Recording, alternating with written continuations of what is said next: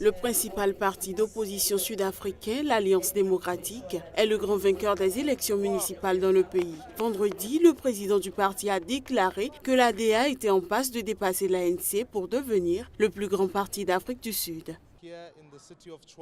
Ici, dans la ville de Tshwane, selon nos prévisions actuelles, nous allons certainement être en tête. Et je veux donc féliciter la DA pour avoir battu l'ANC ici à Tshwane. Nous devrons bientôt travailler dur pour former un gouvernement ici. Et je veux féliciter Solly Msimanga pour sa campagne exemplaire. Il s'est rendu dans de nombreuses communautés, il a été partout.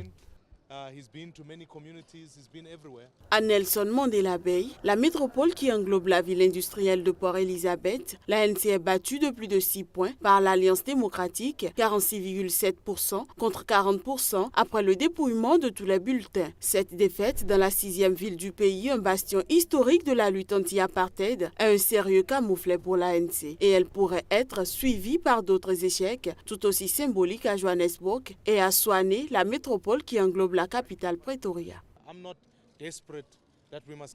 Je ne veux pas que nous soyons au gouvernement juste pour être au gouvernement. Je suis catégorique sur le fait que si nous regardons les résultats de l'élection pour ce qu'ils valent, c'est important pour nous de fêter notre victoire sur l'ANC ici à Tshwane.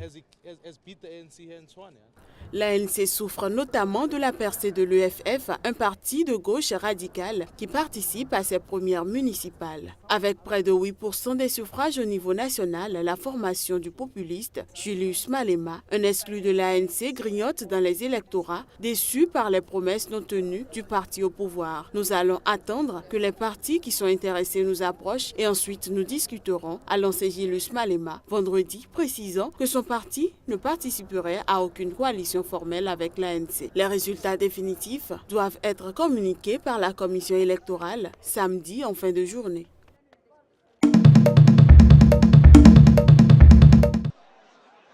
Au moins une personne est décédée et 19 autres ont été blessées, dont certaines grièvement dans l'effondrement d'un immeuble de 4 étages à Casablanca au Maroc, selon un bilan provisoire rapporté par l'agence MAP et un responsable des services de secours. Selon des témoins, lorsque le bâtiment s'est effondré dans le quartier de Spata, le café qui se trouvait au rez-de-chaussée était bondé. Le cabinet de médecins qui se trouvait aussi dans l'immeuble était aussi plein de patients, ont indiqué des témoins qui craignent un bilan plus élevé. Des vidéos sur les réseaux sociaux montrent des dizaines d'habitants aidant les équipes de secouristes à fouiller les décombres à la recherche de survivants. Des médias locaux ont rapporté que le bâtiment avait à l'origine un seul niveau et que 3 autres avaient été ajoutés ensuite sans autorisation. Ce drame rappelle un accident survenu en juillet 2014 également à Casablanca, la capitale économique du Maroc. 23 personnes avaient péri dans l'effondrement de 3 immeubles dans le quartier El Hank Bourgogne. Plusieurs programmes de réhabilitation de relogement ont été lancés ces dernières années, notamment à destination des habitants des bidonvilles de l'agglomération.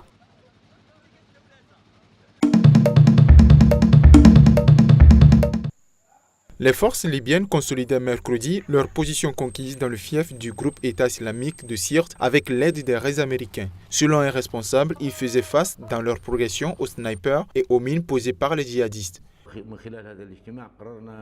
Au cours d'une réunion, nous avons décidé de demander au gouvernement d'union nationale de nous donner des munitions intelligentes et des munitions pour notre aviation comme des missiles guidés, ou de nous apporter le soutien de l'un des pays qui a une bonne force aérienne.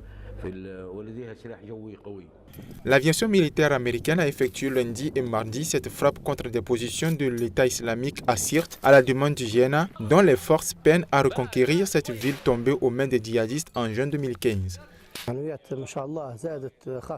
Ces opérations sont devenues plus nombreuses, surtout avec les dernières frappes menées par nos amis les Américains. Ces frappes étaient très bonnes et nous espérons qu'elles vont continuer jusqu'à notre victoire. À la faveur d'une offensive lancée le 12 mai pour reprendre Sirte, les forces du Jéna sont entrées le 9 juin dans la cité et assiègent depuis les djihadistes. Elles ont toutefois été ralenties par les contre-attaques de l'État islamique qui recourt aux francs-tireurs, aux voitures piégées et aux attentats suicides. Les armes efficaces et précises aideront sans doute à remporter la bataille, a dit le responsable libyen en allusion aux frappes américaines.